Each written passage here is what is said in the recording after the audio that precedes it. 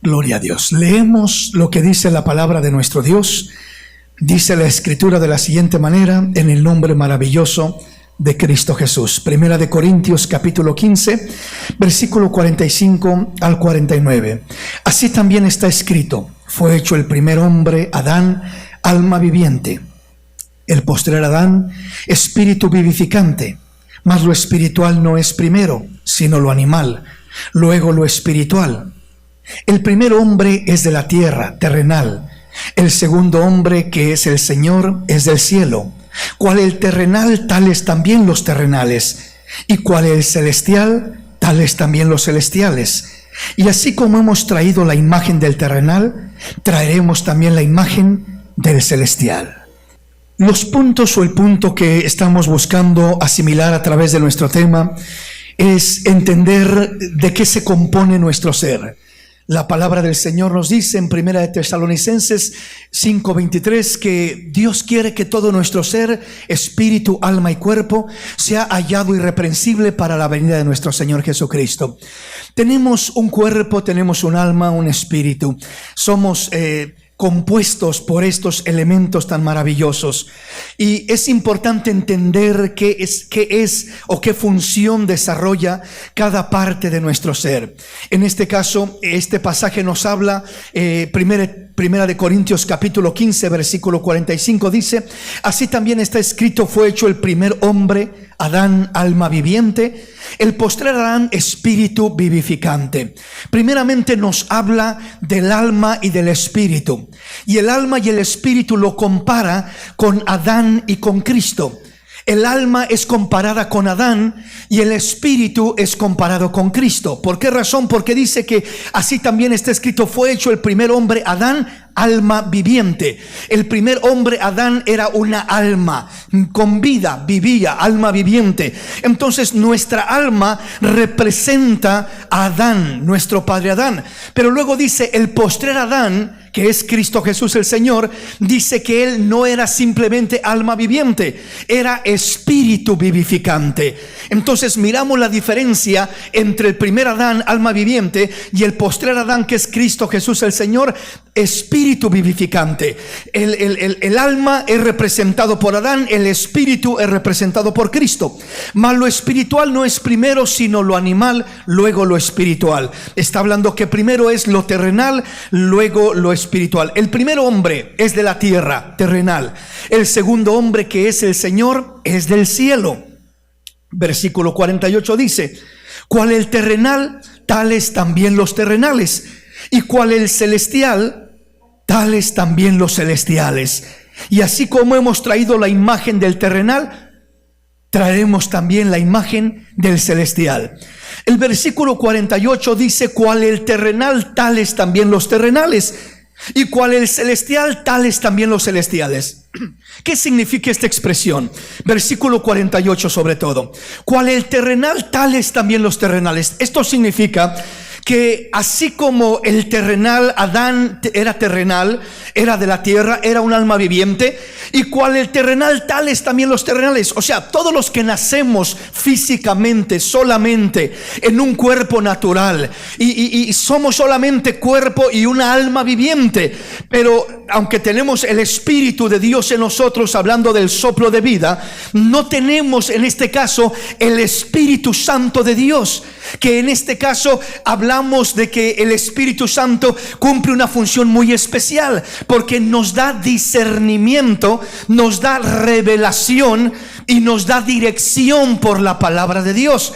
Entonces, cuando uno vive sin Cristo, cuando uno no tiene a Cristo en el corazón, es un alma viviente semejante a Adán, y dice: cual el terrenal, tales también los terrenales. Si solo nos movemos en nuestra alma, dijimos, se compone por pensamientos, emociones y decisiones. El pensamiento, el sentimiento y la voluntad. Lo que pensamos, lo que sentimos y lo que decidimos, eso es lo que define a nuestra alma. Cuando el hombre se mueve por sus propios pensamientos, cuando el hombre se mueve por sus propios sentimientos y su propia voluntad, ¿qué es lo que termina sucediendo con este hombre? Dice: cual el terrenal, tales también los terrenales. ¿Qué le pasó al primer Adán terrenal? El primer Adán terrenal fue engañado, fue manipulado, fue seducido, pecó, cayó de la gracia de Dios, su descendencia se corrompió. Miramos que sus hijos se levanta uno contra el otro y mata el uno a su hermano, y comenzamos a mirar todo lo que es el pecado, la maldad, la violencia, la destrucción sobre el Adán terrenal y su descendencia. Tal cual el terrenal, tales también los terrenales. ¿Qué significa eso? Que lo que le espera al Adán terrenal, o sea, al hombre que camina movido por su alma solamente, por sus pensamientos naturales, sus sentimientos naturales, su voluntad, que es el libre albedrío que Dios le ha dado, conocida también como la voluntad permisiva, elegir lo que él quiere, vivir como él quiere. Toda persona que se mueve en su alma, el fin que le espera es destrucción. El fin que le espera es ser seducido, engañado por el pecado, desviado, desorientado, y termina lejos de Dios. Cual el terrenal, tales también los terrenales. Lo que le espera a todo hombre que se mueve en su alma solamente es lo que le llegó al Adán terrenal y a su descendencia: destrucción, muerte, pecado y toda clase de cosa negativa. Pero cual el celestial, tales también los celestiales. ¿Qué es lo que vino sobre el segundo Adán? Cristo Jesús nuestro Señor. Vino victoria, triunfo, restauración. Él es espíritu vivificante. Él triunfó, Él salió adelante. Bendiciones gloriosas y maravillosas son las que vienen y vinieron sobre Cristo. ¿Qué le espera al hombre, a la mujer que camina por el Espíritu de Dios? Que no se deja mover por su alma, por sus emociones, por sus pensamientos terrenales o por su voluntad permisiva, sino por el Espíritu de Dios. Lo que le espera es vencer en las pruebas, es triunfar en los problemas, es tener dirección de Dios en medio de las decisiones que va a tomar, es tener la fortaleza de parte de Dios para salir adelante y enfrentar todo reto, y al final de cuentas lo declara Dios más que un vencedor, para la gloria y la honra del Señor, porque es un hombre movido por el Espíritu de Dios. No es un hombre movido por su alma, sino por el Espíritu de Dios, que ahora debe de estar en todos los que hemos creído en Cristo Jesús. Entonces nuestra alma, pensamientos, sentimientos, voluntad permisiva, el Espíritu en uno. ¿Qué es lo que hay en el Espíritu? Dijimos, está la mente de Cristo. Ya no son los pensamientos humanos, eso está en el alma, pero en el Espíritu está la mente de Cristo, el pensamiento de Cristo. En el alma están los sentimientos naturales del hombre, pero en el Espíritu está la conciencia que le enseña lo correcto y lo incorrecto. En el alma está la voluntad permisible, o lo que es el libre albedrío que Dios le ha dado al hombre, pero en el Espíritu está la voluntad perfecta, absoluta y agradable de parte de Dios para nuestra vida. Eso está en el Espíritu, en la vida del Espíritu. Ahí es donde vamos a encontrar esas bendiciones maravillosas. Ahora vamos a ir mirando algunas diferencias entre lo que es alma y espíritu como vamos avanzando en nuestro tema. Venga y veamos lo que dice Romanos capítulo 8, versículo 26 y 27. Igualmente estuvimos mirando, los ojos del alma son el entendimiento natural, el razonamiento natural y la percepción natural, mientras que los ojos del espíritu son el discernimiento. Discierne, entiende, asimila las cosas profundamente. La revelación del Espíritu de Dios y la palabra de Dios son los ojos del Espíritu. Eso es lo que le da guianza al hombre. Veamos qué dice Romanos capítulo 8, versículo 26 y 27. Lo tenemos. Y de igual manera, el Espíritu nos ayuda en nuestra debilidad, pues que hemos de pedir como conviene, no lo sabemos. Pero el Espíritu mismo intercede por nosotros con gemidos indecibles. Mas el que escudriña los corazones sabe cuál es la intención del Espíritu, porque conforme a la voluntad de Dios intercede por los santos. Decíamos que con nuestra alma podemos conocer de Dios, pero solo con nuestro espíritu podemos conocer a Dios. Hay grande diferencia entre conocer de Dios y conocer a Dios. Con mi alma conozco de Dios, aprendo, escucho, entiendo, conozco de Dios. Pero con mi espíritu conozco a Dios. La Biblia dice que el que se une a Dios se une en espíritu. Un espíritu es con el Señor. Y aquí nos muestra la diferencia entre el alma y el espíritu. Veamos cómo lo dice. Y de igual manera, el Espíritu nos ayuda en nuestra debilidad. Pues ¿qué hemos de pedir como conviene? No lo sabemos. O sea, está hablando de cuando el hombre pide a Dios. Dice, cuando solamente pide con su alma, con su entendimiento, no sabe verdaderamente cómo pedir correctamente. No sabe si lo que está pidiendo es correcto o no. Entonces dice, pero el Espíritu mismo intercede por nosotros con gemidos indecibles. O sea, si pides con el alma, primeramente cuando dice, y de igual manera el Espíritu nos ayuda en nuestras debilidades, pues que hemos de pedir como conviene, no lo sabemos. Cuando el hombre pide a Dios con su alma, con su entendimiento, con su razonamiento solamente, en veces se equivoca, en veces no pide conforme a la voluntad de Dios, en veces no entiende el plan de Dios, el propósito de Dios, y Dios responde las peticiones, pero en ocasiones las responde de una manera diferente a como uno piensa que Dios las debe de responder. Por ejemplo, uno le pide a Dios, dame paciencia, Señor. ¿Y sabes qué te va a mandar Dios? Un montón de problemas. Porque ¿cómo vas a ejercitar tu paciencia? ¿Cómo se va a formar tu paciencia si no tienes con qué ejercitar esa paciencia? Señor, dame amor, yo quiero tener mucho amor. Te va a mandar el Señor gente que te aborrezca y te odie, para que aprendas a amar de una manera incondicional. Esa es la manera como vas a ejercitar el amor. ¿Quieres más amor? Te voy a enseñar a amar, hijo, pero amar a la manera de Dios, no simplemente de una manera superficial. Dijo el Señor, amar al que me ama, eso no tiene caso.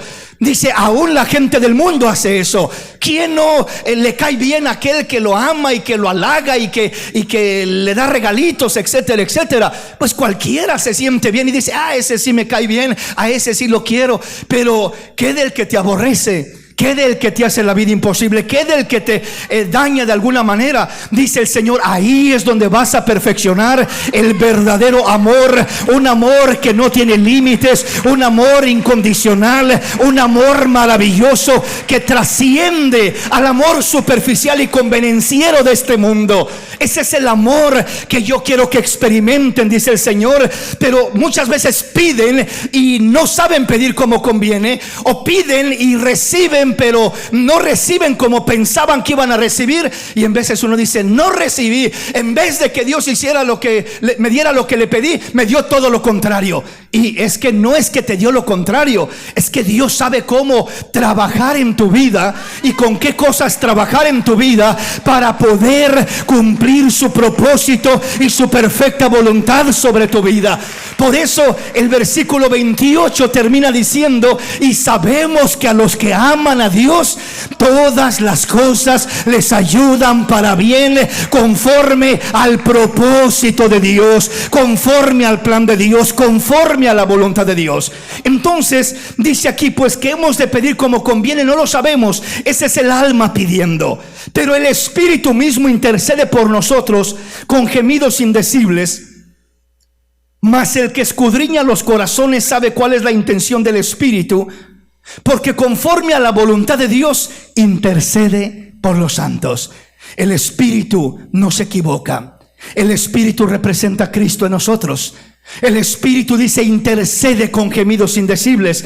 El Espíritu escudriña los corazones y sabe cuál es la intención dice, mas aquel que escudriña los corazones sabe cuál es la intención del Espíritu, porque conforme a la voluntad de Dios intercede por los santos. O sea, el Espíritu siempre intercede conforme a la voluntad de Dios, siempre pide conforme a la voluntad de Dios. Nunca va a pedir por ti, nunca va a decir, Dios, dale a fulanito una bendición que le va a perjudicar o que le va a apartar de la voluntad de Dios. no. El Espíritu todo lo que pide es conforme a la voluntad de Dios, conforme al plan de Dios, conforme a aquello que está en el corazón de Dios para bendecir la vida del hombre de una manera real, plena, de una manera hermosa. Entonces el Espíritu no se equivoca, el alma se puede equivocar, el alma puede pedir mal, el alma no sabe cómo pedir, no entiende muchas veces. Entonces el Espíritu es el que sí sabe pedir, y una forma como pide el Espíritu dice que es con gemidos indecibles. ¿Qué es un gemido indecible? En ocasiones es un llanto, es un clamor donde muchas veces ni siquiera hay palabras, pero el Espíritu mira y conoce y analiza la profundidad de tu dolor, de tu necesidad, de tu tristeza, de tu problema, de aquello que la gente no alcanza a ver, y la gente dice: ¿qué le pasará a ese? ¿Y a aquel hora por qué traerá cara de limón? No entienden la carga de problemas que en veces alguien puede traer sobre sus espaldas, la situación tan tremenda que puede estar pasando. Pero mientras que la gente te puede criticar o no te puede entender, sin embargo hay un Dios que te entiende, hay un Dios que escudriña lo profundo del corazón y sabe la necesidad real, la necesidad verdadera que hay en la vida del hombre, y conforme a esa necesidad intercede por nosotros. Pide a Dios: ayúdale de esta forma, de esta otra, en la perfecta voluntad de Dios, porque escudriña los corazones y sabe cuál es la intención del Espíritu, y conforme a la voluntad de Dios intercede por los santos. Entonces el alma tiene mucha ignorancia y el Espíritu tiene todo conocimiento, porque el Espíritu todo lo escudriña, todo lo conoce, y por eso intercede conforme a la voluntad de Dios. No solamente conoce todo lo de Dios, sino conoce todo lo del hombre, porque la palabra dice: ¿quién conoce las cosas del hombre sino el Espíritu del hombre que está en él? ¿Quién conoce las cosas de Dios sino el Espíritu de Dios que está en él? Entonces el Espíritu de Dios se ha unido al Espíritu del hombre, y de esta manera ahora hace una obra maravillosa en la vida del hombre, escudriñando primero el corazón del hombre, entendiendo su condición, entendiendo su dolor, entendiendo su necesidad, entendiendo su problema, su aflicción, su agonía. Por eso cuando hablas con Dios debes de saber que Dios conoce, Dios te entiende. Quizás el esposo no te entiende, quizás papá no te entiende, quizás el pastor no te entiende, pero hay un Dios en los cielos que te entiende, conoce profundamente, conoce perfectamente, conoce detalladamente la condición en la que estamos, la necesidad que tenemos, el problema, el dolor, todo lo que podemos estar sintiendo y pasando. Él lo conoce, y lo maravilloso es que intercede por nosotros conforme a la voluntad de Dios para nuestra vida. Amén, mis hermanos.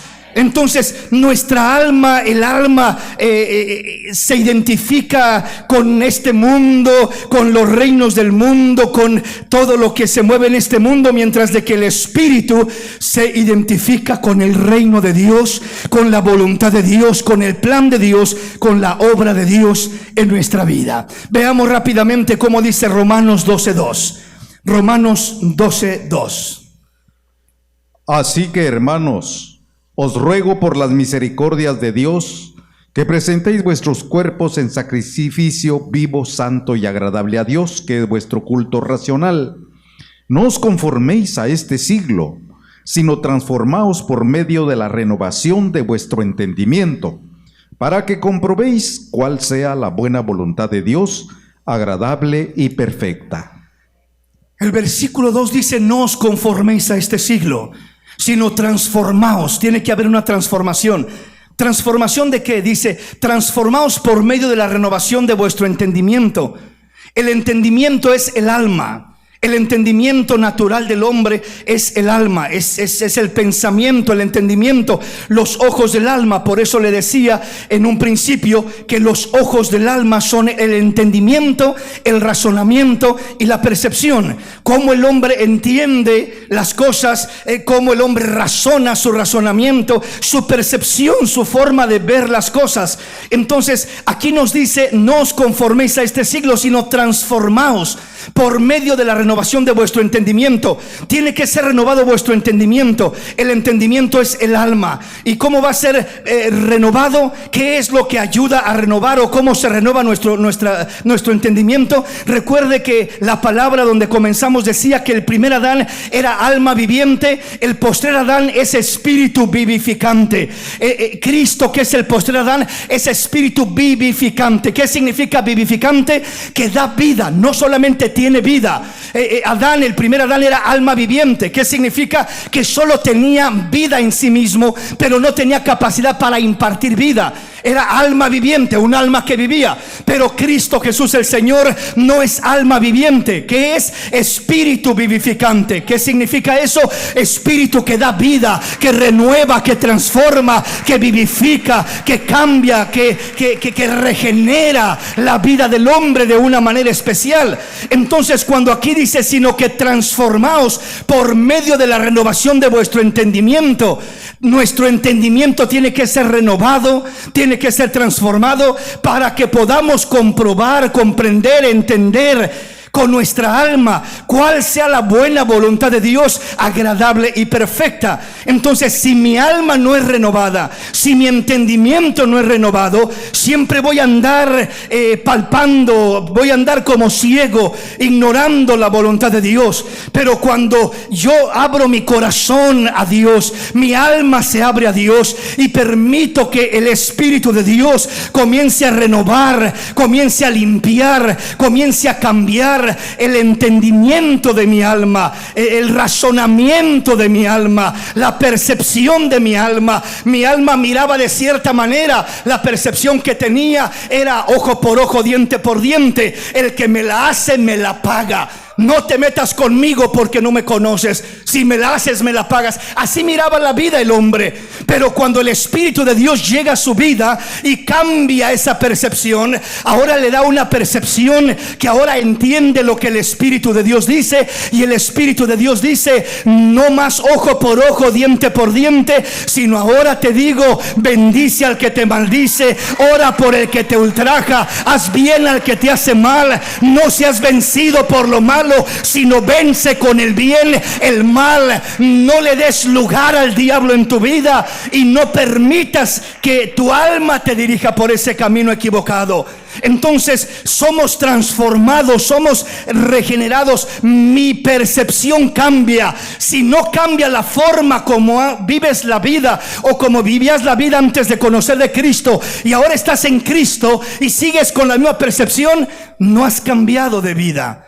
Tu alma no ha cambiado, solo cambiaste de religión, pero no has cambiado de corazón, no has cambiado de mentalidad, no has cambiado de percepción, no has cambiado de entendimiento, razonamiento y percepción. ¿Cómo sabemos si mi alma está siendo renovada o no? Lo primero que define, lo primero que me muestra lo mucho o lo poco que está siendo renovada mi alma, es precisamente mi entendimiento, mi razonamiento y mi percepción. Cómo entendía mi alma, cómo razonaba mi alma y cómo percibía las cosas de la vida mi alma. Si sigo con la misma mentalidad, en forma de razonamiento, en forma de entendimiento y de percepción, entonces no ha habido un cambio en mi alma. Y voy a seguir batallando, y voy a seguir equivocándome, y voy a seguir tomando malas decisiones, y voy a seguir insultando a mi prójimo, y voy a seguir deteriorándome en ese mismo desarrollo que el ser humano viene deteriorándose en la semejanza de Adán. Pero cuando yo veo y digo: yo ya no pienso como pensaba, y escucho a la gente del mundo hablar y digo: así pensaba yo, qué errado estaba. No puedo creer que estaba tan ciego. para yo tener pensamientos como esos y como aquellos cuando uno oye hablar a familia, a amigos inconversos o a gente simplemente inconversa, ¿no? Y uno se autoanaliza y uno dice, así era yo. Así pensaba yo. En el pensamiento otras veces uno ahora entra en los sentimientos, las emociones, y de repente uno mira gente impulsiva que no le puedes decir nada porque ya está pegando un brinco y queriendo pelear, y agresiva y todo ese tipo de gente. Y uno dice, Señor, así era yo.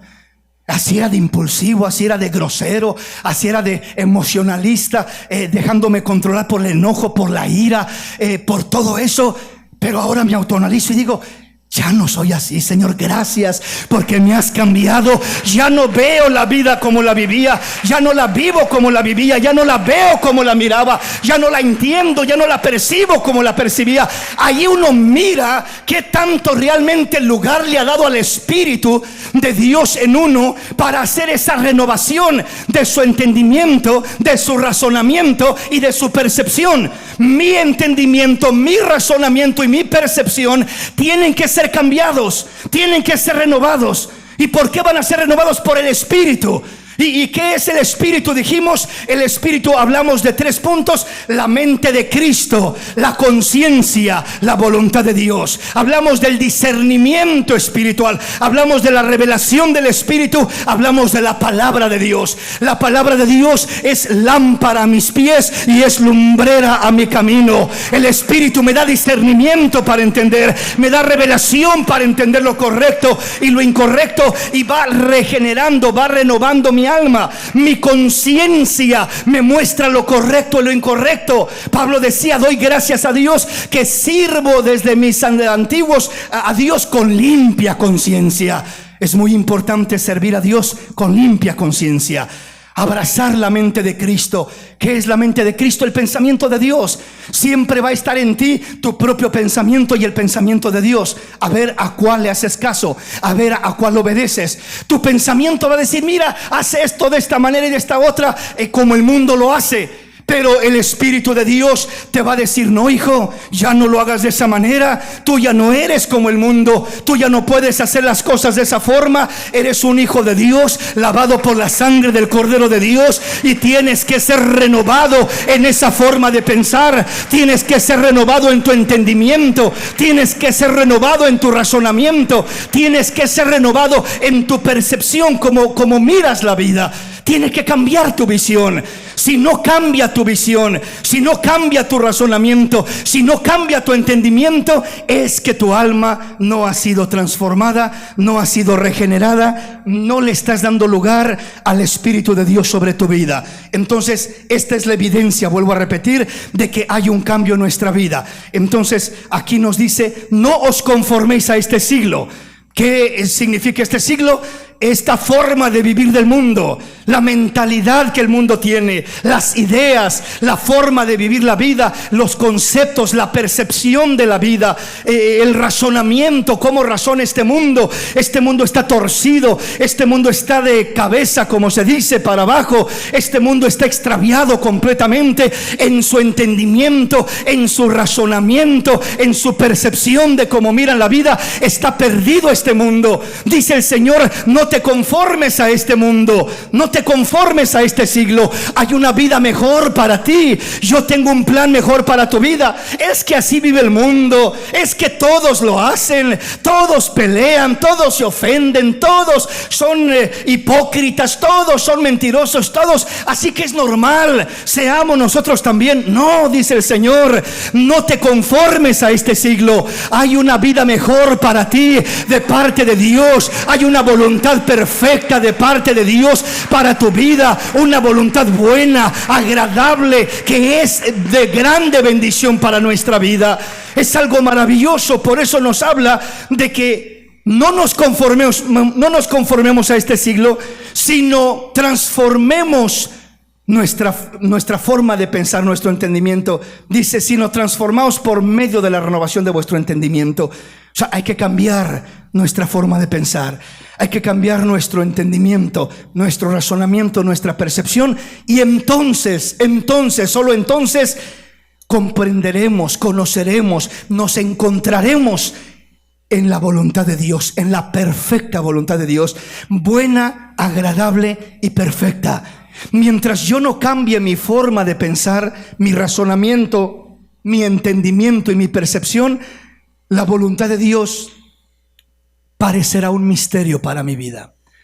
Parecerá que nunca la puedo conocer, nunca la puedo encontrar, porque la voluntad de Dios no se encuentra en un libro, simplemente no se encuentra ni siquiera yendo a, no sé, una terapia, a un psicólogo. No, la voluntad de Dios se encuentra cuando cambiamos, transformamos nuestro entendimiento, para que entonces podamos comprobar esa voluntad, conocer esa voluntad agradable, buena y perfecta. Entonces, de otra manera, estará oculta la voluntad de Dios. No la entenderemos, no la asimilaremos. Diremos, la voluntad de Dios es un misterio. Pero la voluntad de Dios, en el plan de Dios, no es que sea un misterio. La voluntad de Dios es un misterio para el hombre que camina en su alma, en sus emociones carnales, en sus pensamientos naturales, en su voluntad humana. Pero aquel que elige, en vez de caminar en sus pensamientos humanos, dice, no, esto es lo que yo pienso, pero ¿qué piensa Cristo? Yo tengo la mente de Cristo. ¿Qué piensa Cristo? La mente de Cristo está plasmada en la palabra de Dios. Quiero saber qué piensa Cristo. Solo tengo que abrir la escritura y ver qué dice Dios acerca de lo que estoy tratando de hacer o de decidir. Y en la palabra de Dios encontraremos guianza, dirección, encontraremos transparencia para entender lo que Cristo entiende, pensar como Cristo piensa. Esa es la mente de Cristo. La palabra refleja la mente de Cristo. Si yo digo, ¿yo cómo sé qué piensa Cristo? Pues ve a la palabra y mira lo que dice la palabra, y la palabra te mostrará qué piensa Cristo respecto a eso. Quiero vengarme, ¿qué piensa Cristo? Dice, mía es la venganza, no te vengues por ti mismo, deja lugar a la ira de Dios, porque escrito está, mía es la venganza, yo daré el pago. Déjame a mí las cosas injustas que te pasan, déjame a mí las situaciones desagradables que te pasan. La mente de Cristo, el que elige caminar en su propio pensamiento tropezará.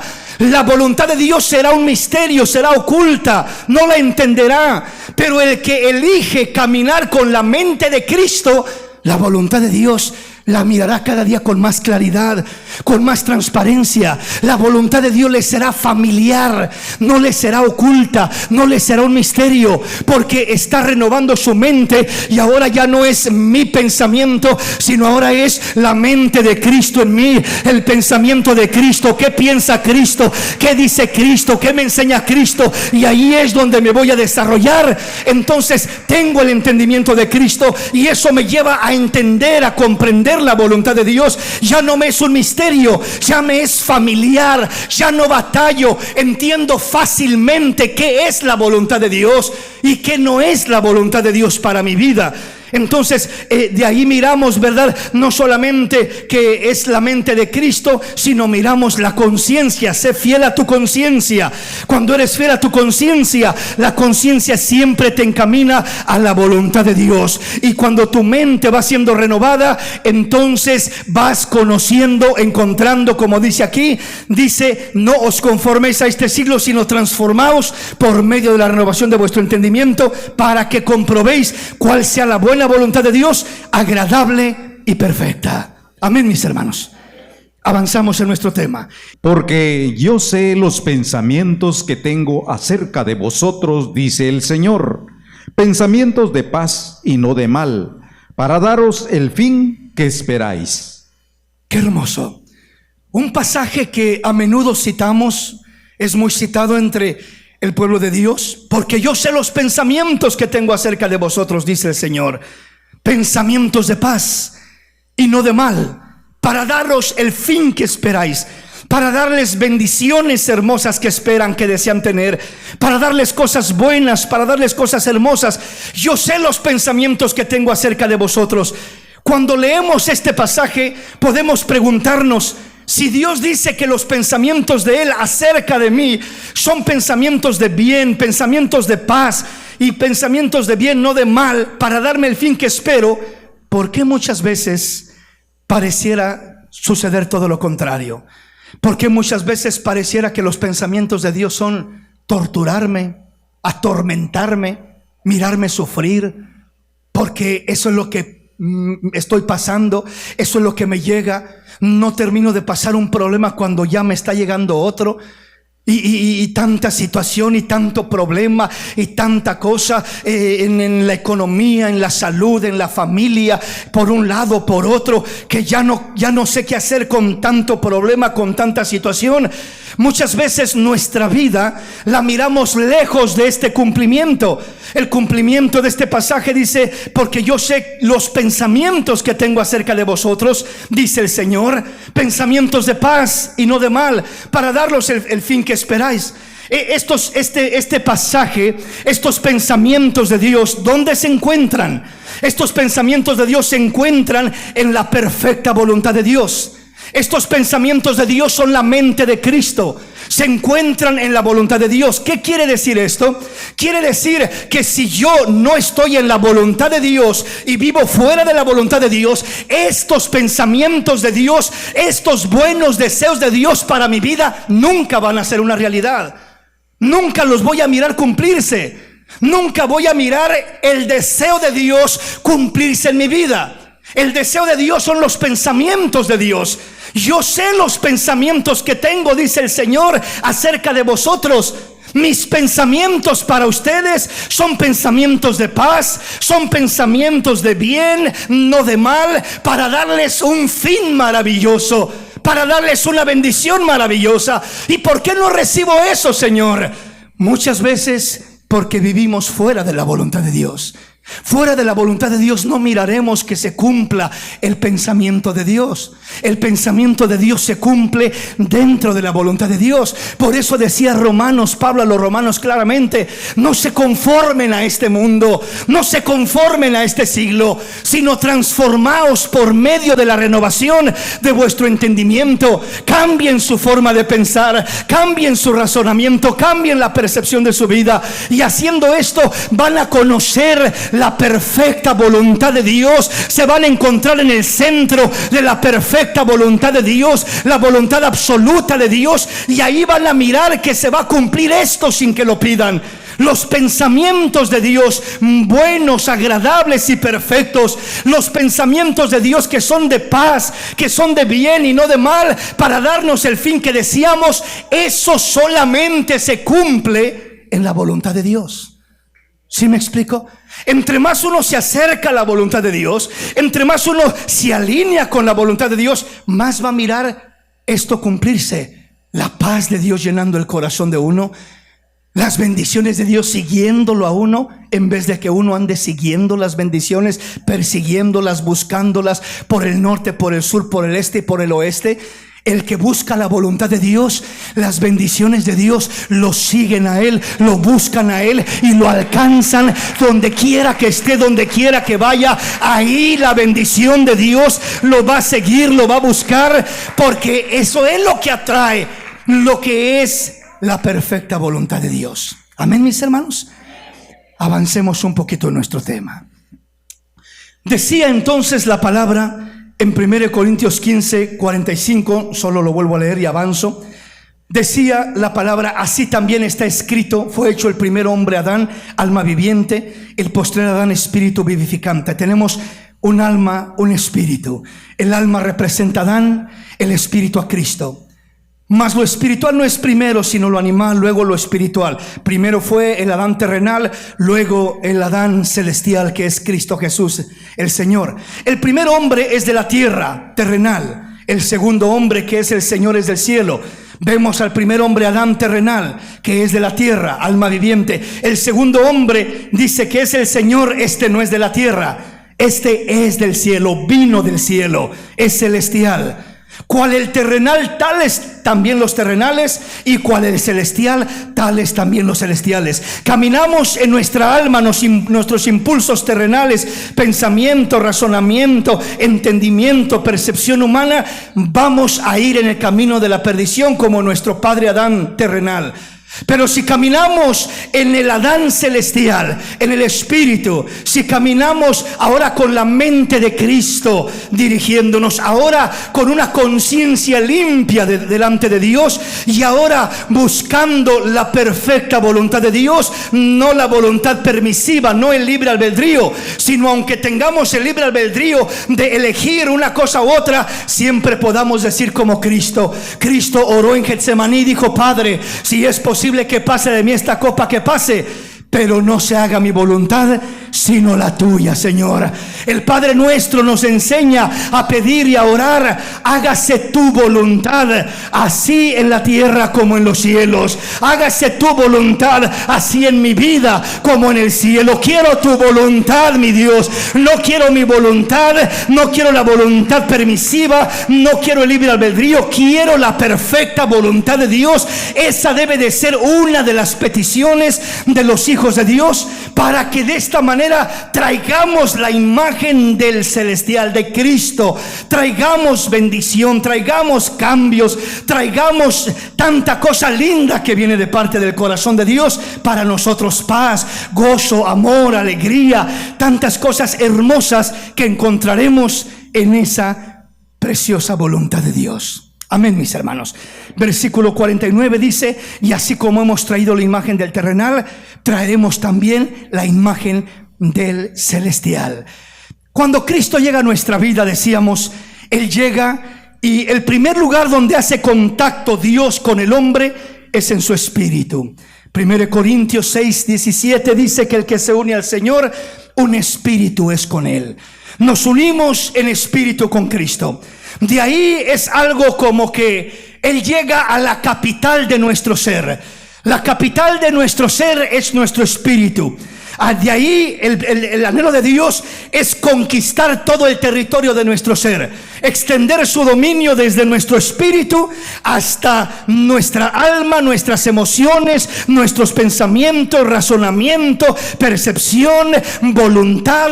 Ahí quiere llegar el espíritu a controlar, a gobernar todo el alma, lo intelectual, lo mental, lo emocional, lo sentimental, y las acciones, la voluntad, el libre albedrío. El espíritu, Dios a través de nuestro espíritu llegando ahí, quiere conquistar mente, emociones y voluntad. Y no solamente eso, sino de ahí se extiende, y aún este cuerpo lo santifica también, y ahora este cuerpo lo aparta de las cosas que le dañan, que le perjudican, que no son agradables a Dios, y ahora este cuerpo también lo usa para glorificar y servir el nombre del Señor. Donde quiera que va, donde quiera que uno está, ahora entiende que aún este cuerpo le pertenece a Dios, y ahora somos templo y morada del Espíritu Santo de Dios. Entonces, desde nuestro espíritu, el Señor anhela conquistar todo nuestro ser. Pero todo depende, obviamente, del lugar que le damos a Dios en nuestra vida y de cuánto rendimos nuestra alma, nuestra voluntad, nuestra forma de pensar, nuestro razonamiento a los pies de Cristo. Someteos pues a Dios. Resistid al diablo y huirá de vosotros. Acercaos a Dios y Él se acercará a vosotros. Pecadores, limpiad las manos, y vosotros los de doble ánimo, purificad vuestros corazones. Afligíos y lamentad y orad. Vuestra risa se convierta en lloro y vuestro gozo en tristeza. Humillaos delante del Señor y Él os exaltará. Aquí nos muestra el Señor el proceso para rendir nuestra alma, para permitir que sea siempre el Espíritu, que sea Cristo en nosotros, reinando, gobernando, dirigiendo nuestra vida. Entonces lo dice de esta manera, ¿verdad? Dice: someteos pues a Dios, resistir al diablo y huirá de vosotros. Porque el derecho de gobernar nuestra vida lo tiene por naturaleza nuestra alma, pero ahora voluntariamente Dios nos pide que rindamos ese derecho a su espíritu, para que Él nos guíe por su espíritu. Porque si no rendimos ese derecho voluntariamente al espíritu, el diablo va a venir a buscar tomar ese control, tomar ese derecho a través de manipulaciones, a través de mentiras, a través de engaños, a través de tentaciones, a través de una serie de cosas. Por eso dice: someteos pues a Dios, resistir al diablo y huirá de vosotros. Dice resistir al diablo porque el diablo anda tramando cómo tomar control de nuestra vida, con qué manipularnos, con qué controlarnos, con qué tentarnos, con qué desviarnos, y es lo que anda buscando hacer. Entonces, ¿qué debemos hacer nosotros? Someternos a Dios. Sométete pues a Dios. ¿Qué significa someterse uno a Dios? Someterse uno a Dios significa rendir sus derechos, los derechos de su alma, al dueño de nuestra alma, a Dios, a Cristo Jesús nuestro Salvador. No podemos someternos sin rendir nuestros derechos a Dios. Hay mucha gente que quiere someterse a Dios y se propone someterse a Dios. Ahora sí voy a hacer esto, ahora sí voy a cambiar, ahora sí voy a obedecer, ahora sí voy a... Y tienen buena intención y se proponen hacerlo. Nunca pueden hacerlo porque no han rendido sus derechos. No puedes someterte genuinamente. No puedes someterte permanentemente. Te someterás por un día, por una semana. Y por una semana te esfuerzas y a la semana ya no puedes y vuelves a tus mismos hábitos, a tus mismas ideas, a tus mismas formas de vivir, etc. Pero lo que nos ayuda a someternos de una manera genuina y auténtica es rendir nuestros derechos. Si rendimos nuestros derechos, los derechos de nuestra alma al Señor, como lo decíamos en nuestro tema anterior, si le decimos al Señor: Señor, este cuerpo es el vehículo en el cual me muevo en esta tierra, Señor, pero ¿quién va a conducir ese vehículo? ¿Lo va a conducir mi alma o lo va a conducir mi espíritu? No quiero que quien conduzca ese vehículo sea el alma y a Cristo lo quiera echar a un lado de copiloto. No, dice el Señor, la manera como yo trabajo, porque después, aunque yo vaya como copiloto, dice el Señor, y tú dices: Señor, ven conmigo, Señor, acompáñame, voy a hacer esto, voy a hacer lo otro, voy a ir aquí, voy a ir allá, y voy a emprender, y uno hace sus planes y quiere que Dios lo respalde. Pero hermano, si una persona va manejando, ¿verdad?, y es mala para manejar esa persona, tú vas como copiloto y puede que tú seas buen chofer, pero ¿podrás tener un control real de ese vehículo estando como copiloto? No, ¿verdad? Al contrario, a lo mejor por ayudarle chocan más rápido, porque le das un jaloncito: no te vayas para allá, y le das un jaloncito al volante y el otro le da el jalón para el otro lado, y ahí se perdió el control. Peor todavía.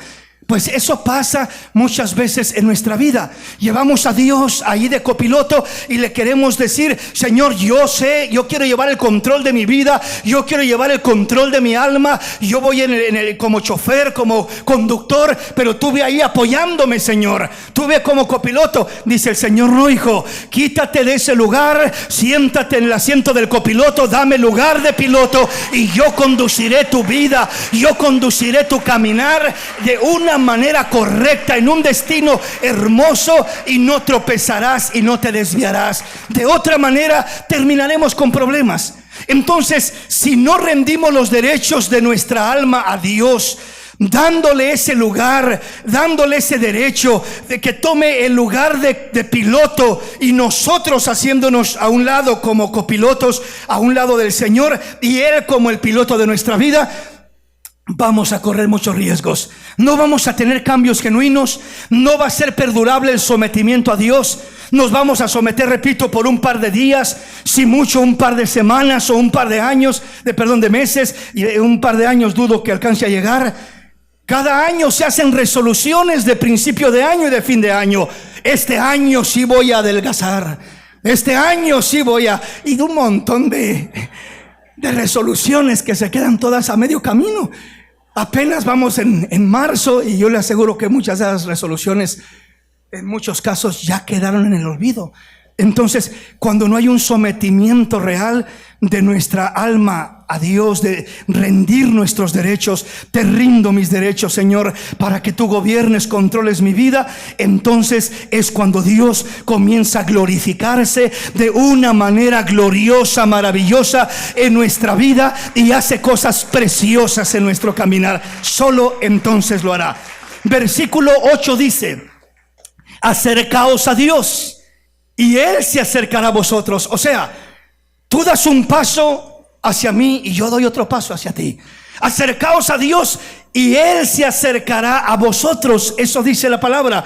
Entonces Él espera que el hombre dé el primer paso. ¿Y por qué Dios espera que el hombre dé ese primer paso? Porque ese primer paso implica reconocer: te necesito, Dios. Te quiero en mi vida, Señor.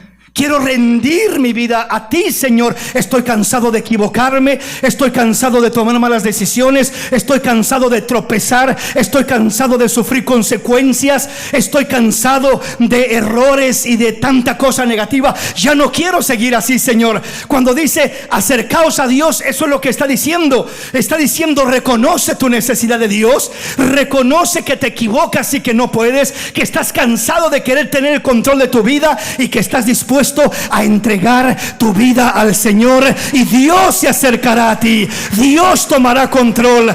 Dios se glorificará sobre tu vida.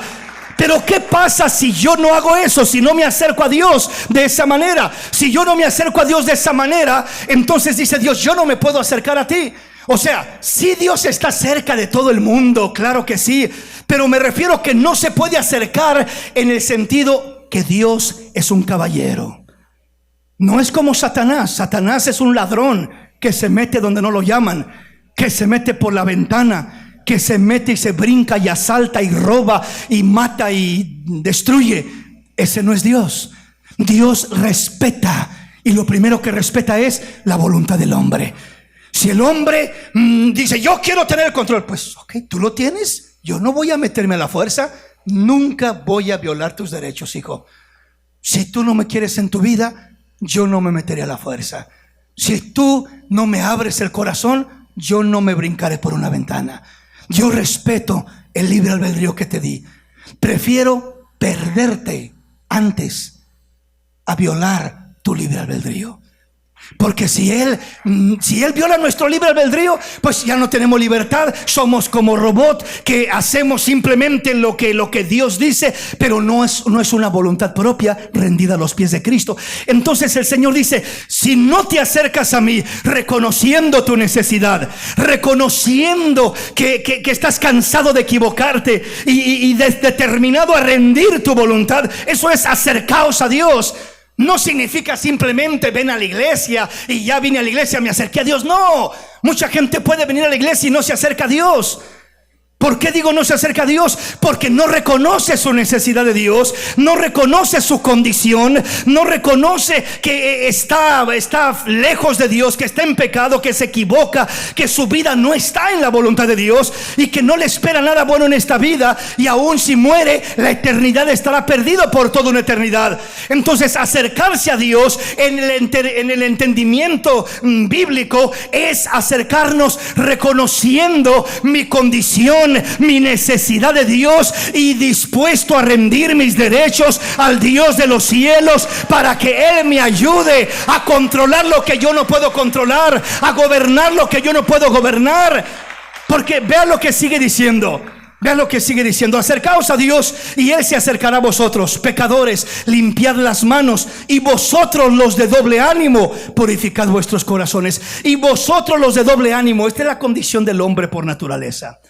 Su condición es una condición de doble ánimo, variante, variable, como las olas del mar. Hoy sí quiero, no, mañana siempre no. Y se cansa y dice que sí, luego dice que no, y se compromete y no cumple, y hace promesas y no las cumple, y en un momento se mira determinado y en otro momento se mira decepcionado, y el hombre anda como las olas del mar, de doble ánimo. Y la Biblia dice que el hombre de doble ánimo es inconstante en todos sus caminos. no prosperará en sus caminos. Entonces él le da para acá y le da para allá y no sabe el camino, y ya se equivocó y ya se regresó y comete tantos errores. Mientras que si le rendimos el lugar al Señor, el Señor dice: hijo, yo no soy de doble ánimo, yo no cambio, en mí no hay mudanza ni sombra de variación. Toda buena dádiva y todo don perfecto desciende de lo alto, del Padre de las luces, en el cual no hay mudanza ni sombra de variación. Él es el mismo ayer, hoy y por todos los siglos. Él no cambia, su palabra no cambia. Cielo y tierra pasarán, mas su palabra permanece para siempre. Ese es el Dios al que le servimos, un Dios estable, un Dios que nos da estabilidad. No una persona, un alma inconstante, variable, de doble ánimo, que en veces ni su cónyuge confía en él o en ella. Porque no, tú como dices una cosa, dices otra, ¿verdad? Y los hijos ya saben que le hace promesas y no cumple, y dice una cosa y sale con otra. Doble ánimo destruye familias, destruye relaciones, y sobre todo no tiene esa comunión con Dios. Entonces vosotros los de doble ánimo, dice: purificad vuestros corazones, afligíos y lamentaos, llorad, vuestra risa se convierte en lloro y vuestro gozo en tristeza. Humillaos delante del Señor y Él os exaltará. O sea, cuando nos afligimos y nos lamentamos y lloramos, y nuestra risa se convierte en lloro y nuestro gozo en tristeza, este es señal de arrepentimiento genuino delante de Dios, diciendo: estoy cansado de equivocarme, estoy cansado de fracasar, estoy cansado de vivir la vida a mi manera, ya no quiero más esta vida de esa manera. Y cuando el hombre de corazón dice eso, de corazón toma esa decisión, el hombre se aflige, se lamenta, llora, se quebranta, su risa se convierte en lloro, su gozo en tristeza, y se humilla delante de la poderosa mano del Señor. Lo maravilloso es que cuando se humilla delante de la poderosa mano del Señor, el Señor lo levanta poderosamente, lo restaura, le dice: eso estaba esperando, hijo, que rindieras tu vida, que rindieras tus derechos, que rindieras tu corazón, para yo poder hacer mi voluntad en tu vida. Y mi voluntad es buena, es agradable y es perfecta. Mis pensamientos para ti son buenos y no malos, son pensamientos de paz, para darte el fin que deseas y que esperas. Ahora voy a poder cumplir mi plan y mi propósito en tu vida, porque te has rendido a mi vida.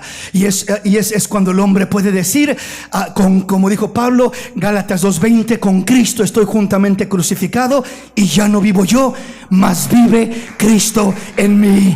Y lo que ahora vivo en la carne, lo vivo en la fe del Hijo de Dios, el cual me amó y se entregó a sí mismo por mí. Allí es cuando el hombre se ha rendido a Cristo. Ya no vivo yo, vive Cristo en mí. Vive Cristo. Esa es la meta para cada uno de nosotros, a no vivir nosotros, sino que viva Cristo en nosotros.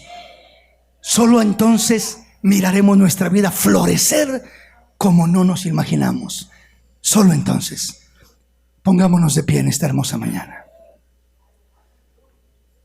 Vamos a hablar con el Señor.